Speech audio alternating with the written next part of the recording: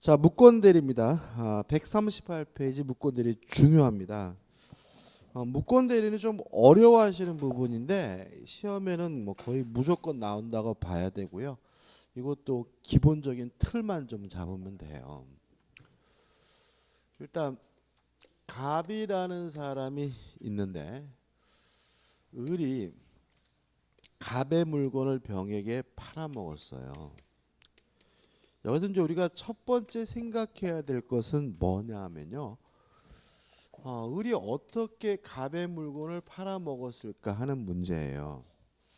일단 가장 쉽게 생각할 것은 지 거라고 하면서 팔아먹을 수가 있을 거고요.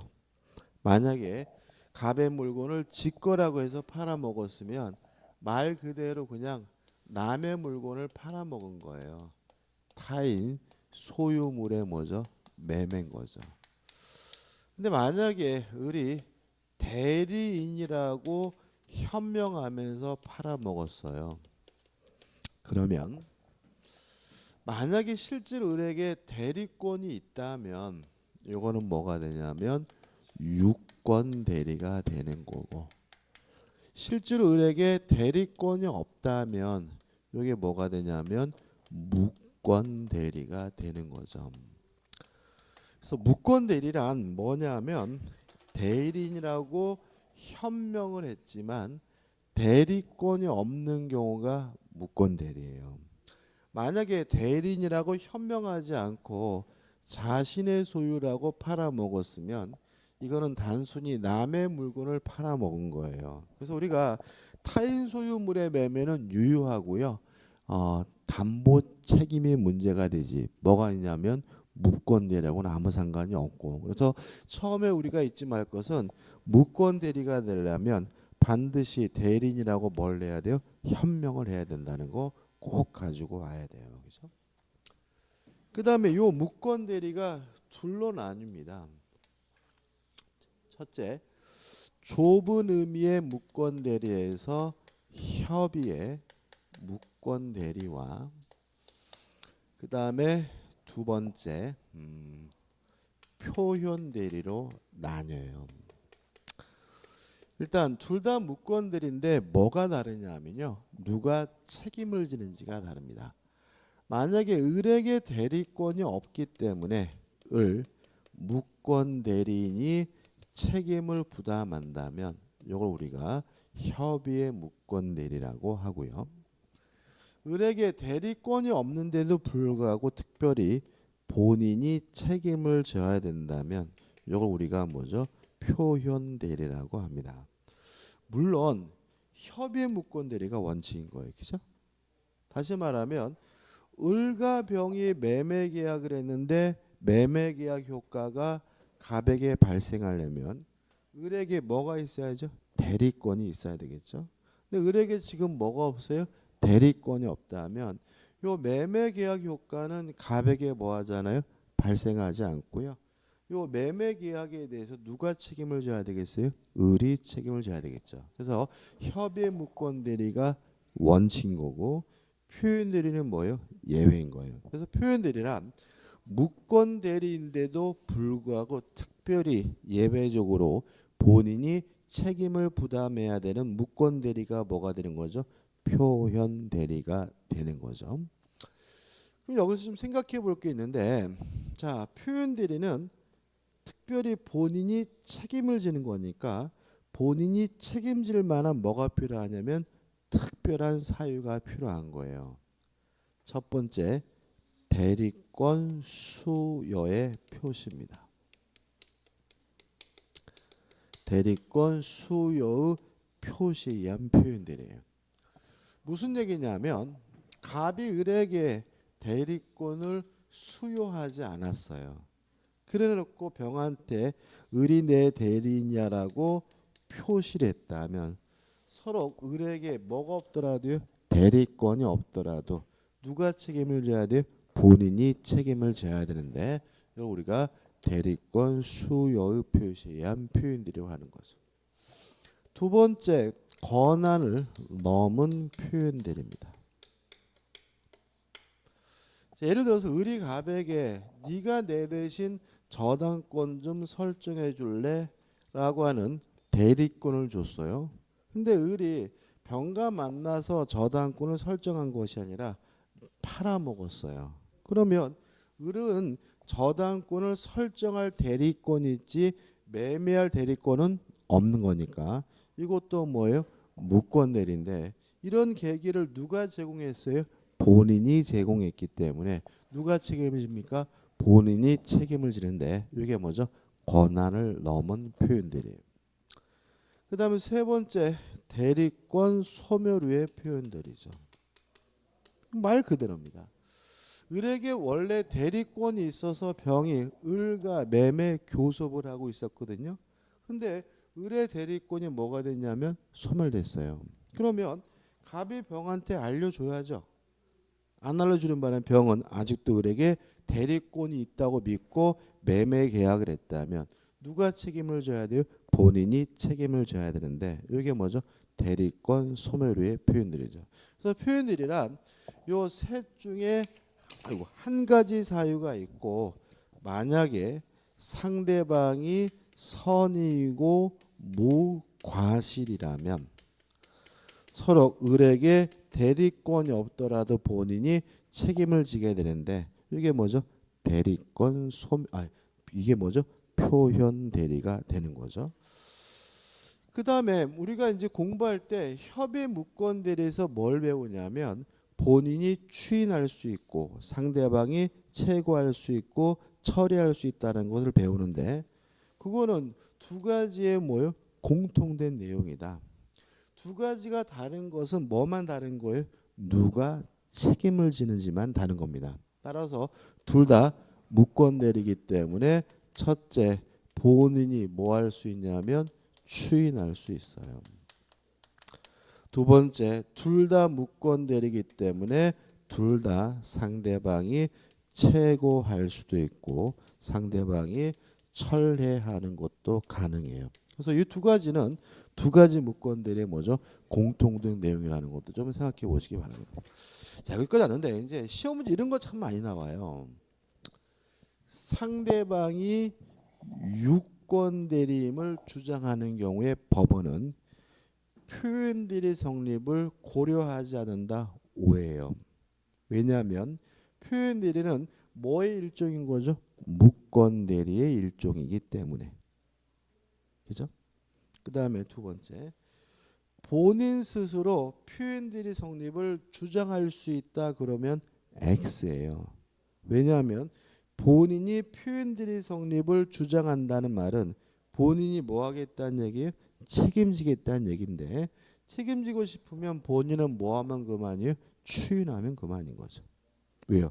둘 다 본인이 뭐 할 수 있는 거예요? 추인할 수가 있는 거니까. 표정이 왜 어둡죠? 뭐가 어렵죠? 자, 다시 한 번 말씀드려요. 핵심 뭐냐면 첫 번째 핵심은 무권 대리가 되려면 반드시 뭐가 필요합니까? 대리인이라고 현명을 해야 돼. 꼭까지 가야 되고 그 다음에 대리권이 없기 때문에 무권 대리인이 책임을 져야 되는 원칙적 무권 대리가 뭐죠? 협의의 무권 대리고 대리권이 없는데도 불구하고 예외적으로 본인이 책임을 져야 되는 무권 대리가 뭐죠? 표현 대리다. 그죠? 잊지 마시기 바랍니다. 보자고 교재. 자, 교재 보시면은 138배 하단에 서술 있죠? 한번 읽어볼게요. 밑에 세 번째 줄. 무권 대리라 함은 대리권이 없이 행한 대리행위, 즉 대리행위의 다른 요건을 모두 갖추고 있으나 대리권만이 없는 행위를 말한다. 그럼 여기서 대리행위의 다른 요건을 모두 갖췄으나 이 말은 무슨 말이냐면 대리인으로서 뭘 했어요? 현명을 했지만 뭐가 없는 거예요?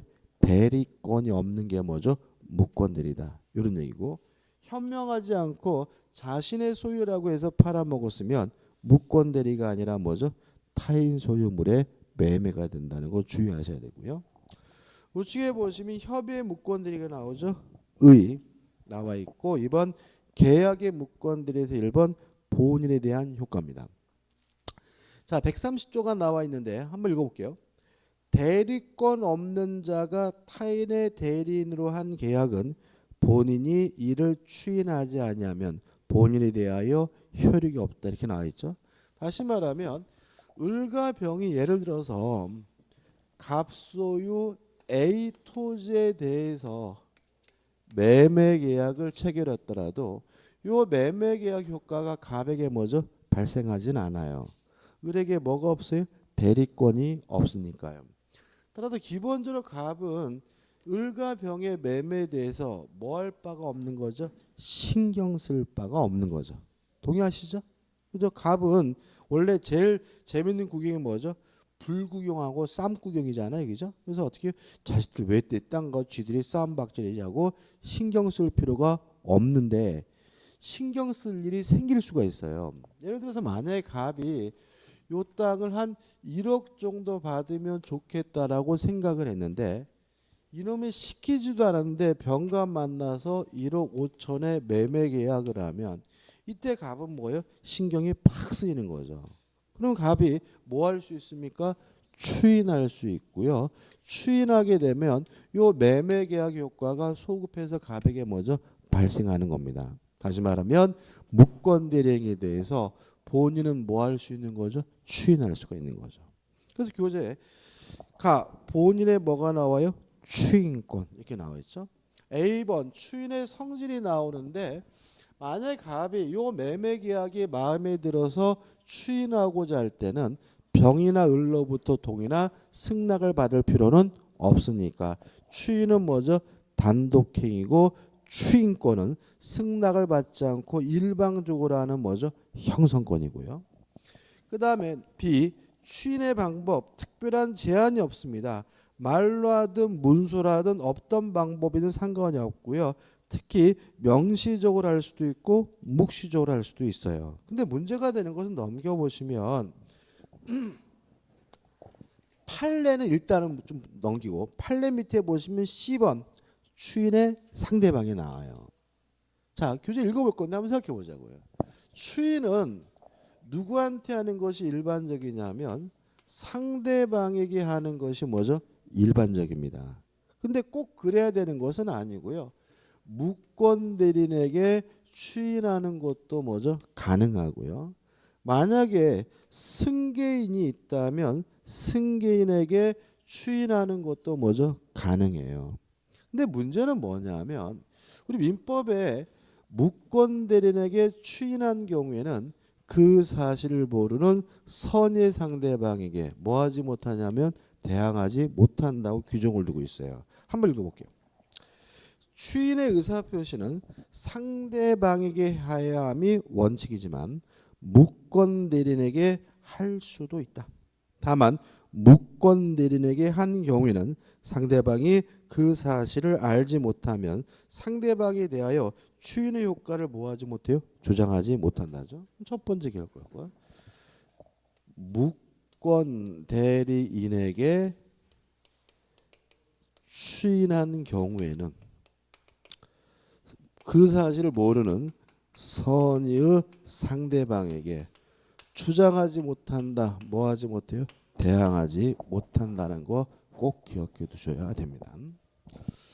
그 다음에 D번 추인의 효과 해가지고 133조가 있는데 읽어보면 추인은 다른 의사표시가 없는 한 계약 시에 소급할 그 효력이 생긴다고 나와 있죠. 다시 말하면 추인하면 계약 시로 소급해서 본인에게 효과 기속되는 소급효가 인정되고 있음을 주의하셔야 되고요. 우측에 나번 보시면 본인의 추인 거절거 물론 추인할 수도 있고 뭐 할 수 있어요? 거절할 수 있는 거니까 특별한 것은 아닙니다. 그죠? 그럼 여기까지 왔어요. 그죠? 그러면 우리가 기억할 것은 이게 전부예요. 본인은 무권 대리행위에 대해서 뭐 할 수 있어요? 추인할 수 있는데 첫 번째 주의하실 점은 무권 대리인에게 추인하는 것이 뭐죠? 가능하지만 선의 상대방에게 뭐 하지 못해요? 대항하지 못하고요. 추인의 효과는 뭐가 있습니까? 소급효가 있습니다. 따라서 무권 대리시로 소급해서 계약시로 소급해서 본인에게 효과 기속된다는 거 잊지 마시기 바라고요. 그다음에 이제 핵심 판례들이 나왔는데 넘은 판례도 마찬가지고 요 추인은 명시적으로 할 수도 있고 묵시적으로 할 수 있어요. 근데 주의하실 것은 묵시적 의사표시는 아무것도 안 하는 게 묵시적 의사표시가 아닙니다. 다시 말하면 추인으로 볼 수 있는 행위가 있어야 비로소 뭐예요? 묵시적 추인인 거예요. 아무것도 안 하고 장기간 방치하는 것만으로는 뭐가 될 수 없어요? 추인이 될 수 없다는 뜻의 판례들이니까 한번 읽어보시되 중요한 건 아니고요. 그 다음에 넘겨보시면 무권대리에 뭐가 나오죠? 상속 문제가 나옵니다. 자, 이런 문제입니다. 갑이 소유하고 있는 A 토지에 대해서요,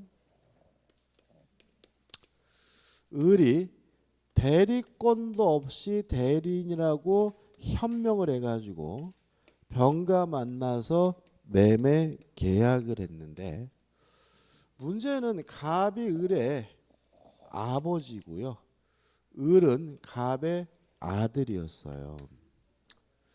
근데 갑이 돌아가시면 갑에서 을로 뭐가 이루어지냐면 상속이 이루어지거든요.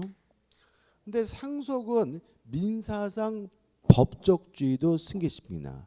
아버지가 당사자면 상속받은 아들도 뭐요? 당사자.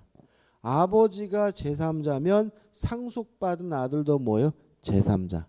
아버지가 본인이면 상속받은 아들도 뭐예요? 본인이거든요. 그래서 본인의 법적주의를 상속받은 후에 을 스스로가 무효임을 주장할 수가 있느냐, 아니면 매매계약에 대해서 추인을 거절할 수가 있느냐, 안 된다라는 게 1. 무권들이 본인을 상속한 경우입니다. 이유는 뭐냐면 신의 성실의 원칙상 인정되는 뭐 때문에 그러냐면 금반원의 원칙 때문에 그래요. 금반원의 원칙이란 말은 뭐냐면요, 반대되는 언행이 금지가 된다는 얘기입니다. 뭐가요? 반대되는 언행. 자, 을은 아버지가 생존해 계실 때는 팔겠다고 했죠. 근데 아버지가 돌아가시고 나서 안 팔겠다고 하는 것은 명백히 반대되는 언행이기 때문에 뭐 되지 않은 거예요? 허용되지 않습니다. 이해되시죠? 그죠? 이게 뭐죠? 첫 번째고. 여기서 이제 시험 문제가 잘 나와요. 이 사례 가지고. 근데 두 번째는 거의 안 나오는데 그것도 한번 생각해 보자고요. 갑이 본인이고요, 을이 무권 대리인이고, 을이 병과 만나서 매매 계약을 했단 말이죠. 근데 이게 거꾸로 수가 있어요. 갑이 아들이고 을이 아버지인 경우도 있어요. 이런 경우 오히려 더 많습니다. 그러니까 예를 들어 가지고 아들이 21살이에요. 그럼 성년자잖아요. 그죠? 성년자인데 아버지가 아들 땅을 팔겠다고 매매 계약을 했어요. 그럼 무권대리입니다. 왜요? 아들이 21살 성년자면 아버지는 더 이상 뭐가 아니에요? 친권자가 아니잖아요. 그럼 뭐예요? 무권대리. 이게 더 많아요, 이게. 그죠? 그래서 지금 보시면 이런 상태에서 이 아버지가 만약에 돌아가시게 되면 을에서 갑으로 뭐가 이루어져요? 상속이 이루어지게 되고, 그러면 갑은 원래는 본인이었는데 뭐가 되는 거죠? 무권 대리인이 되는 거죠. 동의하시죠? 그래서 뭐죠? 이 본인이 무권 대리를 뭐한 경우에 상속한 경우죠. 이때 갑이 본인의 법적주의를 이유로 추인을 거절하는 것이 가능한가? 이건 뭐죠? 가능하다. 왜요? 반대되는 언행이 아니죠.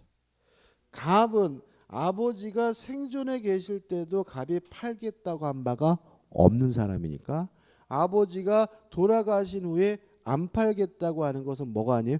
반대되는 언행이 아니기 때문에 이때는 추인을 거절하는 것이 뭐예요? 가능해요.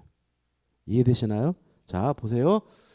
무권 대리인이 본인을 상속한 경우에는 더 이상 추인을 뭐하지 못합니까? 거절하지 못합니다. 왜냐하면 을은 아버지가 계실 때는 팔겠다고 했고 돌아가시고 나서 안 팔겠다고 하는 것은 반대되는 언행에 의해서 뭐가 돼요?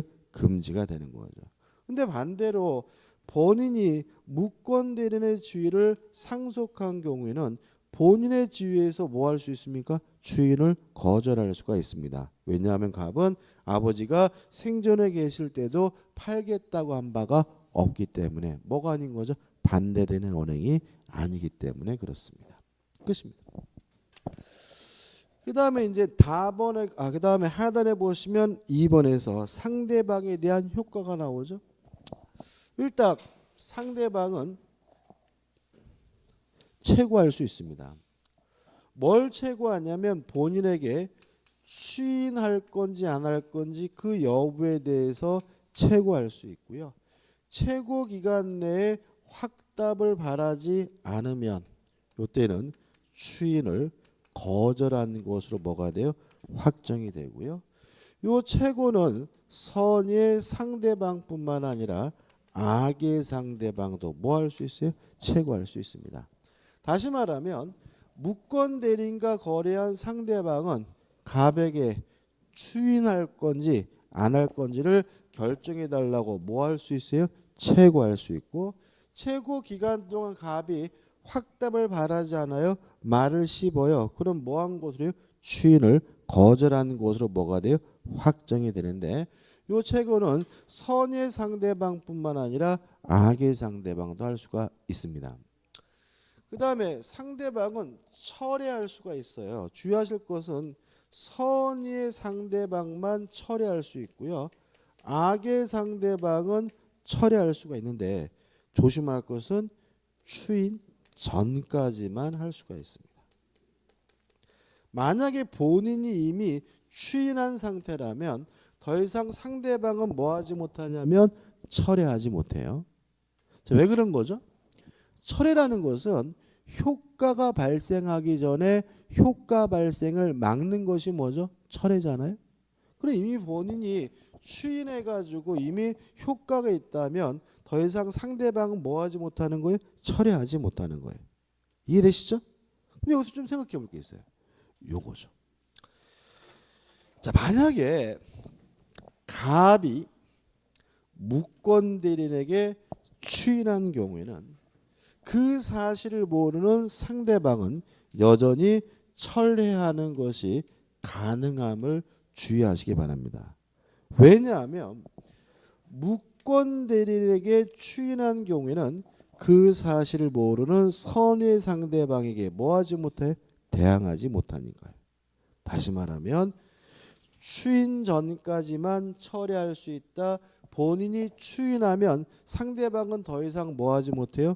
철회하지 못하는데 만약에 이 추인을 누구에게 했어요? 무권 대리인에게 한 경우에는 상대방은 여전히 철회하는 것이 뭐죠? 가능하다. 왜냐하면 무권 대리인에게 추인한 경우에는 그 사실을 모르는 선의 상대방에게 뭐하지 못해요? 대항하지 못하기 때문에 이 관계가 좀 복잡한데 좀 요것만 곱씹어 보시면 되는 거예요. 끝입니다. 그 다음에 이제 우측에 보시면 이제 3번 해가지고 무권 대리인 상대방에 대한 뭐가 나오죠? 책임이 나옵니다. 자, 이겁니다.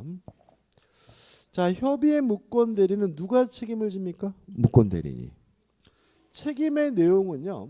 상대방은 이행을 청구하거나 또는 손해배상을 청구할 수가 있습니다.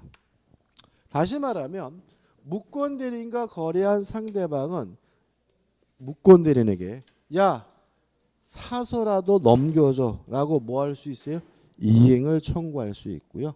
아니면 병원의료에게 무엇을요? 손해배상을 청구할 수가 있는데 요건은 무권 대리인에게는 아무런 고의도 과실도 필요하지 않는 뭐죠? 무과실 책임이고요. 다만 무권 대리인에게 뭐는 있어야 되냐면 행위 능력은 있어야 됩니다. 따라서 만약에 무권 대리인이 제한 능력자인 경우에는 이행을 청구하거나 손해배상을 청구할 수는 없고요. 그 다음에 이행을 청구할 것인지 아니면 손해배상을 청구할 것인지는 누가 선택하게 되냐면 상대방이 뭐 하게 돼요? 선택하게 되고요. 상대방은 뭐 해야 되냐면 선이고 무과실해야 된다는 것도 좀 주의하시기 바랍니다.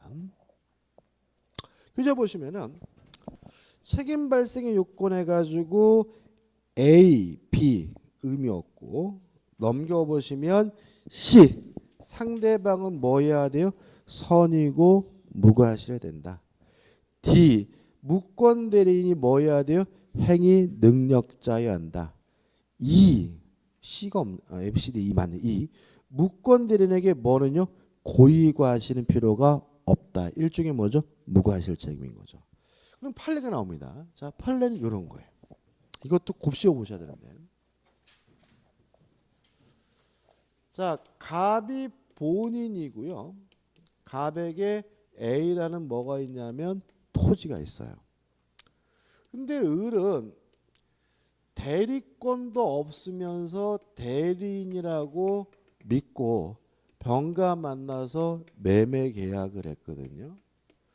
근데 왜 을이 이런 행동을 했냐면 정이 을에게 사기를 쳤어요. 정이 을에게 뭘요? 사기를.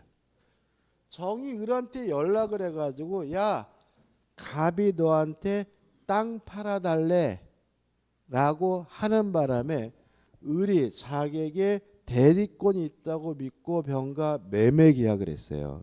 다시 말하면 을은 대리권이 없는 것에 대해서 선이고 무과실이에요. 이때 병이 을에게 이행을 청구하거나 손해배상을 청구할 수 있을까요? 다시 한번요. 을이 정으로부터 뭘 당했어요? 사기를 당해서 대리권이 없는데 있다고 믿고 병가 매매 계약을 했어요. 다시 말해 을은 대리권이 없는 것에 대해서 선이고 무과실이에요. 이때 병이 을에게 이행을 청구하거나 손해배상을 청구할 수 있나요? 있어요? 없어요?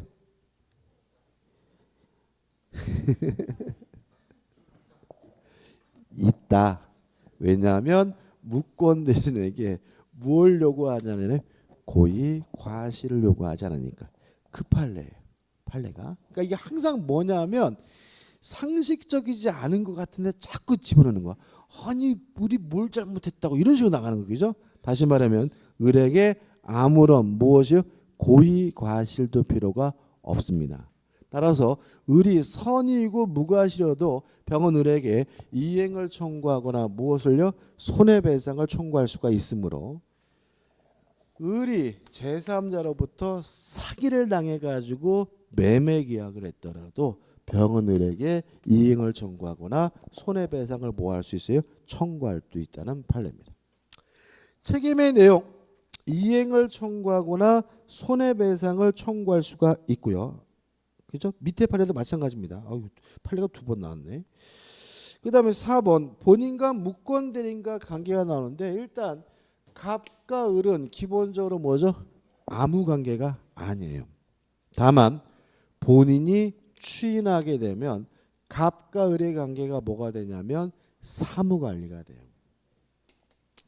사무관리란 말이 나와 있는데 사무관리라는 건 뭐냐면 법적 의무 없이 타인의 사무를 처리해 주는 걸 우리가 뭐죠? 사무관리라고 해요.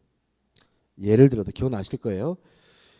옆집 사람이 저한테서 약 올렸어요. 아 저희가 한 달 동안 동남아로 여행 갑니다 하고 약 올리고 떠났는데 다음날 보니까 옆집 마당에 수도가 터졌어요. 처음에는 꼬셨거든요.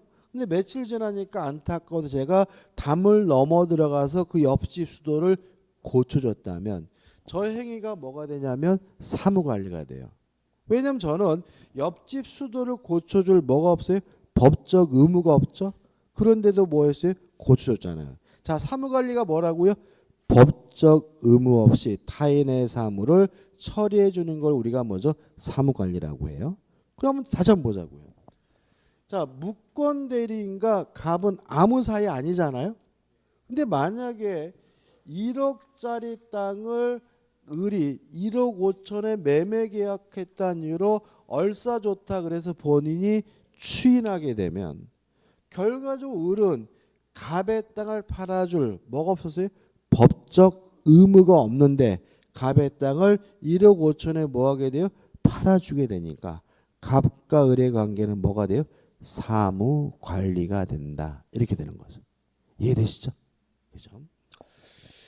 그 다음 우측에 보시면 이제 뭐가 나오냐면 단독행위 무권대리가 나와요. 무효입니다. 무효인데 일단 상대방 없는 단독행위 무권대리는 확정적으로 무효예요.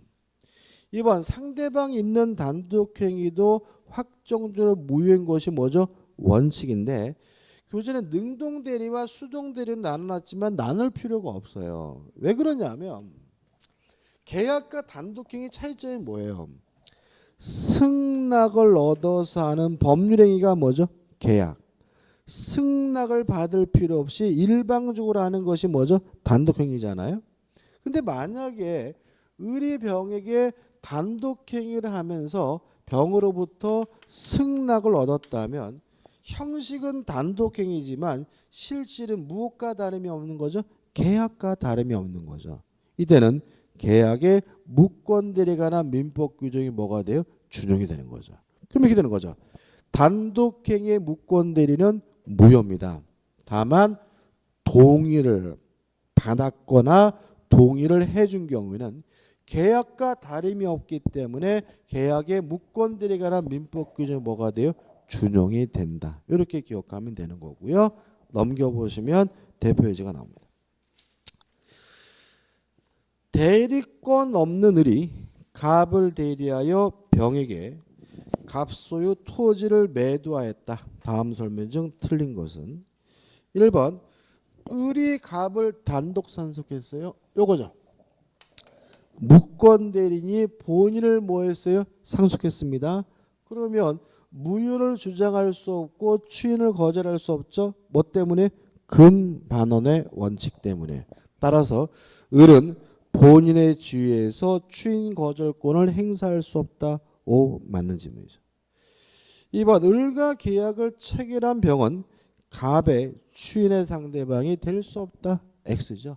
추인의 상대방은 제한이 없죠. 특히 누구한테 하는 것이 일반적이라고요? 병에게 하는 것이 일반적이니까 병은 추인의 상대방이 될 수 없다는 질문은 X고요. 답은 뭐죠? 2번이 되는 거죠. 참 쉽적이죠. 민법이 제일 쉬워요. 3번 갑의 추인은 그 무권대리인가 있음을 알고 이를 추인하여 그 행위 효과가 갑에게 기속될 거고요. 4번 갑이 을에게 추인한 경우죠. 자, 누구한테 추인했다고요? 을, 무권대리인에게. 무권대리인에게 추인한 경우에는 그 사실을 모르는 선의 상대방에게 뭐하지 못해요? 대항하지 못하니까. 병이 추인이 있었다는 사실을 알지 못한 때는 갑은 병에게 추인의 효과를 주장하지 못한다. 오, 맞는 질문이죠. 5번 자, 무권대리인에게 이행을 청구하거나 손해배상을 청구하려면 무권대리인에게 고의나 과실은 요구하지 않지만 뭐는 필요합니까? 행위 능력은 필요한 거죠. 5번 만약 을이 미성년자라면 갑이 을의 대리행위에 대해 추인을 거절하더라도 병은 을에 대해 계약의 이행이나 손해배상을 청구할 수 없다는 질문은 맞는 질문이죠. 다시 말하면 을에게 이행을 청구하고 손하거나 손해배상을 청구하려면 무권대리인에게 뭐가 필요합니까? 행위 능력이 필요하니까. 여기까지죠. 그죠? 좀 쉬었다가 이제 표현들을 보도록 하겠습니다.